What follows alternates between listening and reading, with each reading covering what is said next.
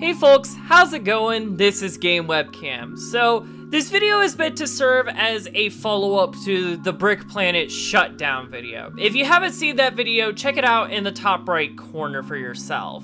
But before we get into that situation, you may have noticed a few changes since the last video. The first one is hopefully obvious. I cut my hair. After 2 years, I have finally decided to cut my hair. So now I look like a full-on lesbian again. The second change is I got a brand new webcam. If you have followed me on Mastodon, which I will be making a video on real soon, I announced that I ordered an Elgato face cam to replace my old Logitech C920. Now, initially, I was looking at the 4K webcams for that crisp quality, but I decided that having better lighting and that smooth, buttery 60 frames per second was more of a priority. But still, this is the first Elgato product I have, and it's serving me quite well so far, both on Windows and Linux. Alright, so let's dive into why you're here. So, a lot has happened since I made the Brick Planet shutdown video. We're talking about tons of staff resigning, full-on arguments, and even a schism amongst the Brick Planet community. But let's try and get this all in chronological order. A few days after the Brick Planet shutdown, a majority of the tension and anger has calmed down. However, a lot of the people didn't exactly know what was going to happen moving forward. Should we start something new? Who's going to be in charge? Are we going to release a new client? With that new client, is it going to continue the one that is in progress, or are we going to start from scratch? These and a lot more questions were floating in the air. However, a lot of staff were beginning to immediately resign from the server. You know that staff member Wave God who spoke most of the time in the previous video?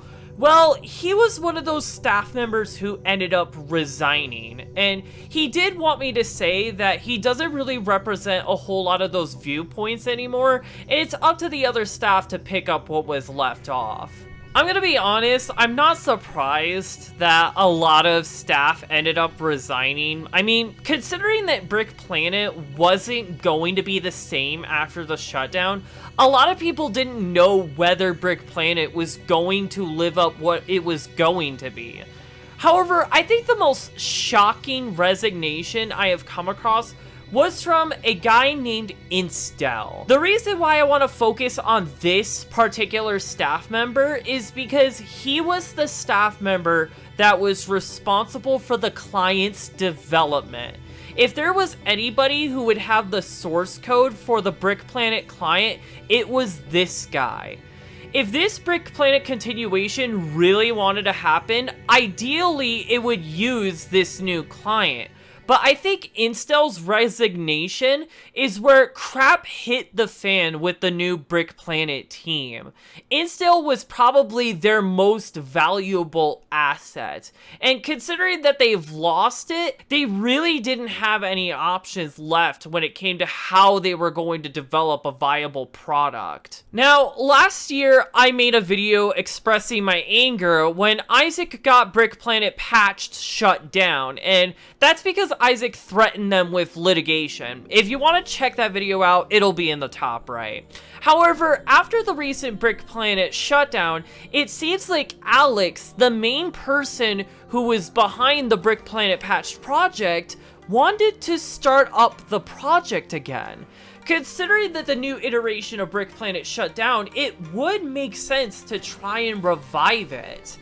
This spread quite quickly across the community, and a lot of people seem to be on board for Brick Planet patch to be revived and become real once again. Now, considering that Alex was thrilled about it, he decided to talk a little bit about his project to the Brick Planet community. But what wound up happening was that Alex got banned from the Brick Planet community server. Now, this event sparked an outrage. People immediately flooded the Discord in protest about his ban and why he got banned. It ended up escalating so bad to the point where the staff were muting and temp banning a lot of people in the server. Fortunately, a few hours after this, Brickster de-escalated the situation and calmed a lot of people down because he unbanned Alex from the server, but there have been noticeable effects from this. Some people have now lost trust in the new staff team, and this is what I would like to refer to as the Brick Planet Schism. In this schism, the community has split up into two different parts. The Brick Planet community sector, which has recently been rebranded as Buildaverse, and the Brick Planet patched sector. They both have the same goal: revive Brick Planet and pick up where Hymer failed. Let's first start talking about Buildaverse. Well, I mentioned this in my previous video. More than likely, they're going to have to completely rebrand the platform if they want to go this route. I guess this is the name that they have decided to go with. Personally, I'm not too big of a fan of this name because it sounds like many other startup and billionaire companies who are trying to establish the metaverse. I mean, the name Buildaverse sounds so similar to Metaverse, it kind of puts people off just from the name alone. This change seemed to be quite abrupt, and there's a reason for this. The rebrand actually wasn't supposed to happen this quickly. I got a bit of insider information from someone who requested to be kept anonymous. The reason why this rebrand occurred out of nowhere is because it got leaked. Someone actually managed to track the Twitter handles of some of the staff members, and they caught wind of a new Twitter handle. And it's because of this Twitter handle that the new name got leaked. The staff team had to quickly apply the rebrand because having the name leaked wouldn't give a good look to this platform. Now, here's the thing. Since Instill isn't a staff member of this team anymore, how is development of this client going to work? Who is gonna be developing the website? I have a working theory on this, and the evidence is pretty compelling. So, there was another platform that was currently in development at the same time that the Brick Planet revival was in development. And it took Brick Planet's former name, Block City.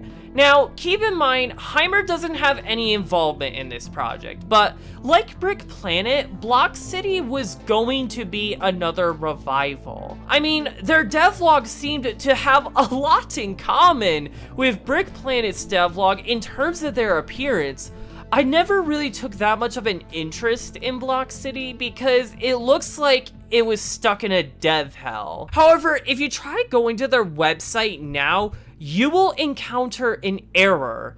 It seems like this website has completely vanished. And that anonymous user gave me a screenshot of Buildaverse's upcoming website because it had some uptime for a few minutes. When I first looked at this, something looked quite suspicious. Besides the fact that it looks like it's trying to mimic Roblox's web design, I went into my Discord server and realized that a member in my server posted a screenshot of Block City's upcoming website.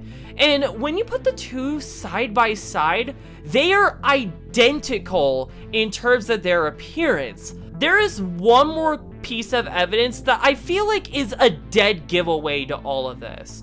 So I was looking at the profiles of each of the Buildaverse staff, and when you go to Kyle's profile and look into his socials, you will see confirmed social links to Block City. So my working theory is that because Instill dropped out of development and didn't give the source code for the new Brick Planet client, the staff team had to figure out a different way to get a working product. Jordan, who seems to be the leader of Buildaverse, got into contact with Kyle and said, "Hey, would you like to take the Block City project you're working on and help us?" I mean, Jordan and the Build-A-Team verse would benefit here because they would get a physical website and client.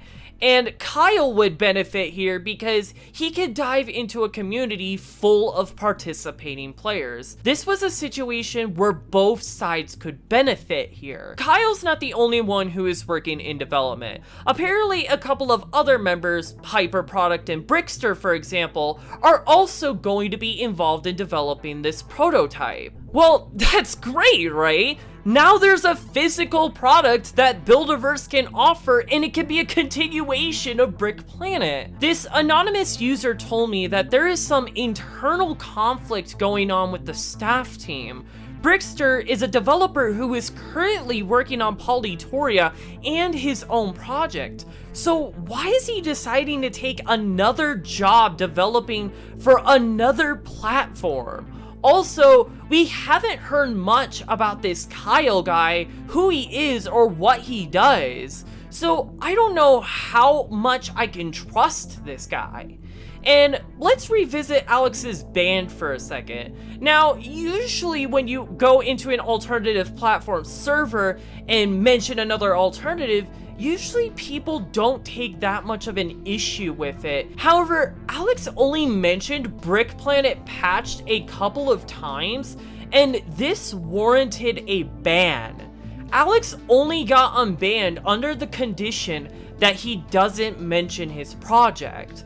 What kind of outlandish logic is it to moderate a user just because they mention another platform? Considering we didn't know much about whether the Buildaverse team was going to rebrand themselves or not, wouldn't they embrace the fact that there's a way for them to revive Brick Planet? I feel like the staff of Buildaverse are hiding something, and I don't like it when people try to keep secrets from me. It's best to remain skeptical about this platform and its trajectory, because at best, it's going to have more rocky bumps if they want to take off. And in the worst case, it might have the same fate as Brick Planet.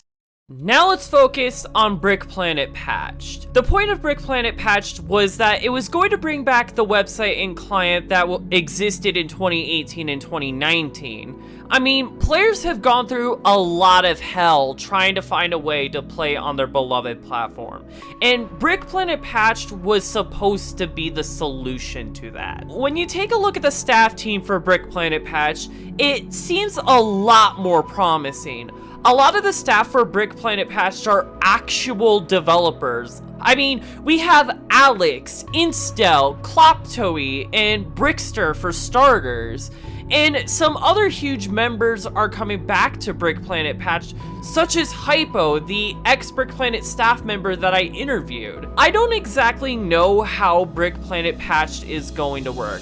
Considering that Instel is on the team, it seems like it may get the client that was supposed to come with Brick Planet, which I'm actually looking quite forward to. I do have a few questions about this as well.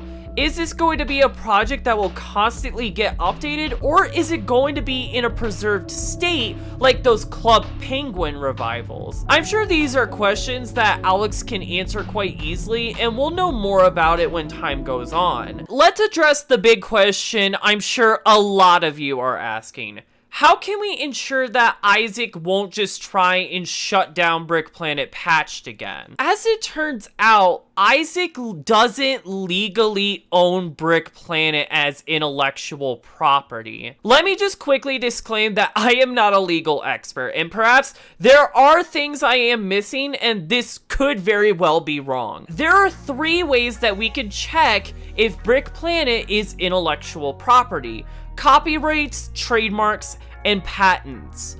If Hymer wanted to sue for intellectual property infringement, it would help his case if there is a record that shows that he owns Brick Planet. Fortunately, any record in relation to intellectual property has to be publicly accessible. There are 3 websites that I use to look up for any records: for copyright, trademarks, and patents.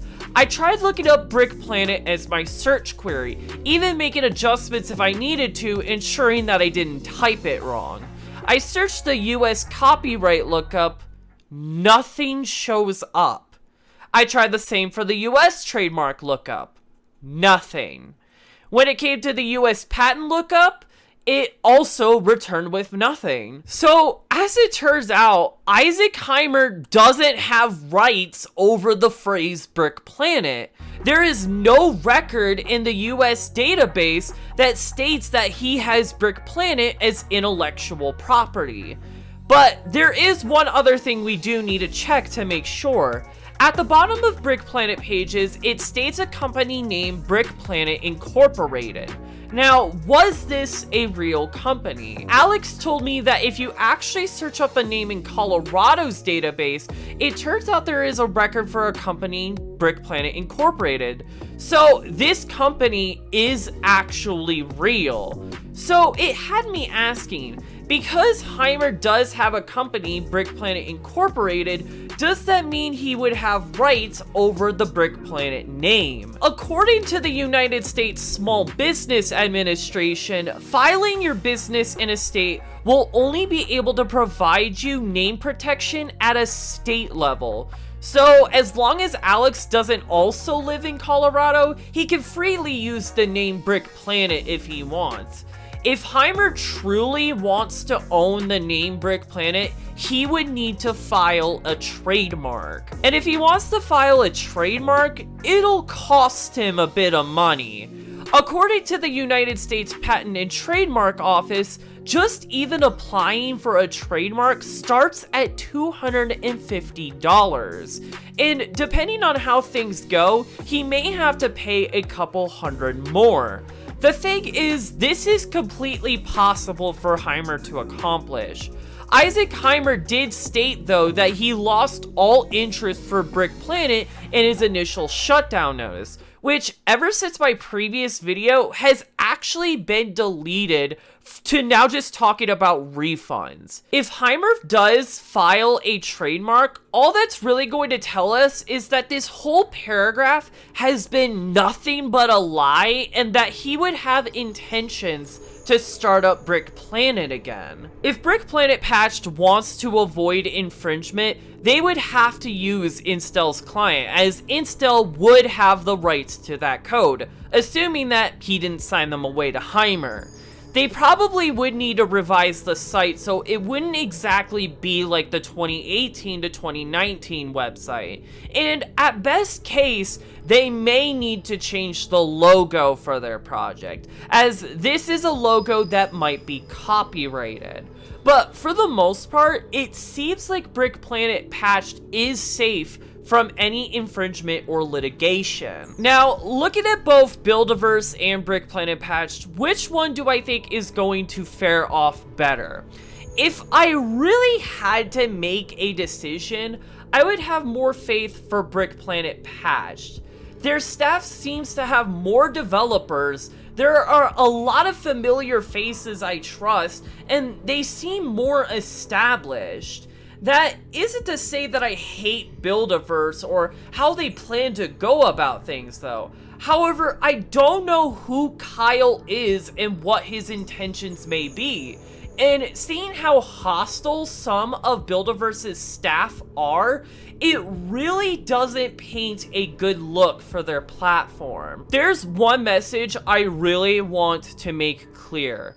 Don't get your hopes up too much for a project that has barely started. Hopefully this is a message you've learned when Brick Planet shut down, and it would be foolish of you to make the same mistake and blindly support another project that has barely started. I want to end off this video with something that I want to hear your thoughts on. Recently, I actually managed to ask a couple of questions to the real Isaac Hymer. Now, Isaac Hymer hasn't completely vanished. He is just sitting quietly in the shadows.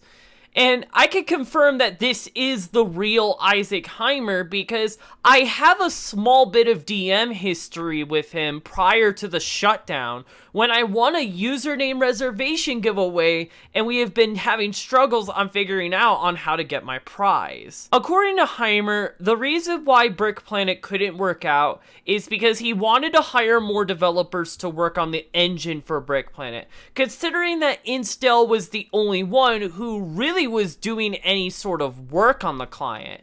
And in his words, while the donations helped cover paying for graphic designers and 3D modelers, the amount donated was not nearly enough for hiring game developers at a reasonable market rate. In addition, one other thing he said was that he regrets not telling the staff about the Brick Planet shutdown, because ultimately it was a matter of wanting to avoid pain from having to share the bad news. I wanted to add this to the video because I was hoping I would get to know about the shutdown from his perspective, and also to hopefully provide a bit of closure to the situation. However, it's very clear he doesn't want to talk to me. He probably thinks I hate him and, like most people, wish ill intent. But Hymer, even after all of the insane stuff that you pulled with all of these shutdowns and failures, I'm not a monster. If you want me to give me more of your side of the story, you can always talk to me in a DM. After all, I'm very lucky to not be somebody who has been affected by your mistakes. If I were, I probably would not even be giving you this opportunity.